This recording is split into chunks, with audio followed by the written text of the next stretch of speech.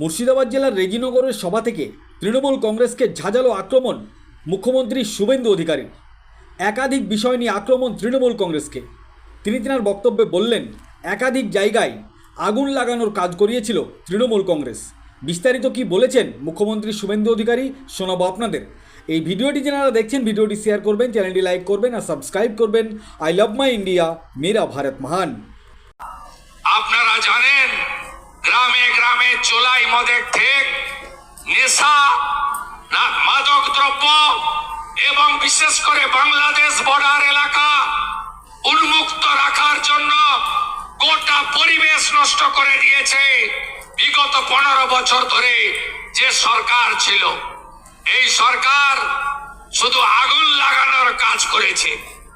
বেলডাঙ্গায় আগুন, রেজিনগরে রেল স্টেশনে আগুন, ধুলিয়ানে আগুন, শক্তিপুরে আগুন, শামশেরগঞ্জে আগুন, নিমতিতাতে আগুন, ঔরঙ্গাবাদে আগুন।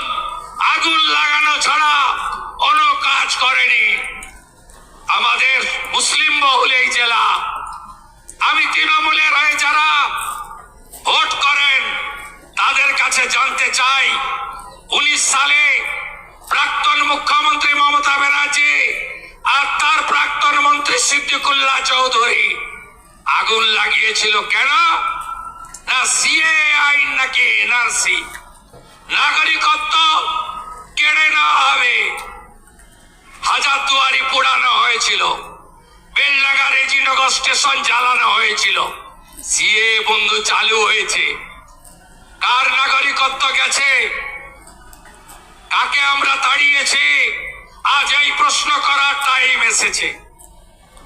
ওয়াকফ অ্যামেন্ডমেন্ট বিল আগের মুখ্যমন্ত্রী, প্রাক্তন মুখ্যমন্ত্রী, যিনি একবার নয় একবার 21-এ নন্দীগ্রামে হেরেছেন, 26-এ ভবানীপুরেও আমার কাছে হেরেছেন। তিনি বলেছিলেন, না, আমার জীবন থাকতেও ওয়াকফ অ্যামেন্ডমেন্ট বিল লাগু করতে দেব না। তিনি লাগু করে দিয়ে গেছেন উম্মিদ পোর্টাল।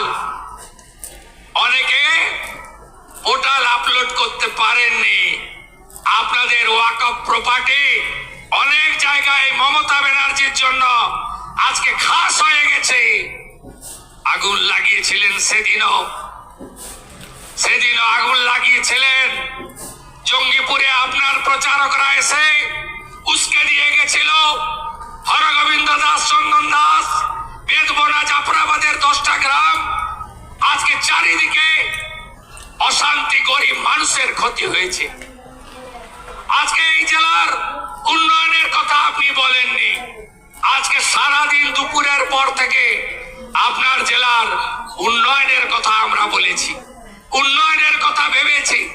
দল না দেখে, ধর্ম না দেখে, সম্প্রদায় না দেখে, আরো শিক্ষা, আরো স্বাস্থ্য, আরো হাতে কাজ, আরো আবাস, আরো পরিশুদ্ধ জল, কৃষকের ফসলের দাম, প্রাণী সম্পদকে আরো এগিয়ে নিয়ে যাওয়া, এমএসএমই, হর্টিকালচারে আরো কাজ, আরো 125 দিনের কাজকে জনপ্রিয় করা, আরো নিকাশি খাল খনন, আরো ভাঙন প্রতিরোধে ব্যবস্থা নেওয়া, আরো ঐতিহ্য হেরিটেজকে, মুর্শিদাবাদের ঐতিহ্যকে বাঁচিয়ে রাখা, আরো ইউনিভার্সিটি, রঘুনাথগঞ্জ, রেজিনগর শিল্প তালুকে আরো শিল্প আনা, থানাগুলোতে আরো পুলিশ কর্মচারী, স্বাস্থ্য কেন্দ্রে আরো ডাক্তার, নার্স, স্কুলগুলোতে, কলেজগুলোতে আরো শিক্ষক, অধ্যাপক। এই কথাই সারাদিন আমরা বলেছি। আজকে যারা বলেছিল বিজেপি এলে মুসলিমরা নাকি থাকতে পারবে না, 2 মাস 1 দিন হয়েছে বিজেপির মুখ্যমন্ত্রী কাকে থাকতে দিইনি, নাম বলুন বন্ধু। বলেছিলেন প্রার্থনা বন্ধ করে দেবে, বলেছিলেন আমাদের ধর্ম পালন করতে দেবে না, বলেছিলেন ডিটেনশন ক্যাম্পে পাঠাবে। আমি জানতে চাই তালিকাটা, জানতে চাই। আমরা ভারতীয় ভারতীয় জনতা পার্টি আমাদের একটাই মন্ত্র, বিকাশবাদ, উন্নয়ন।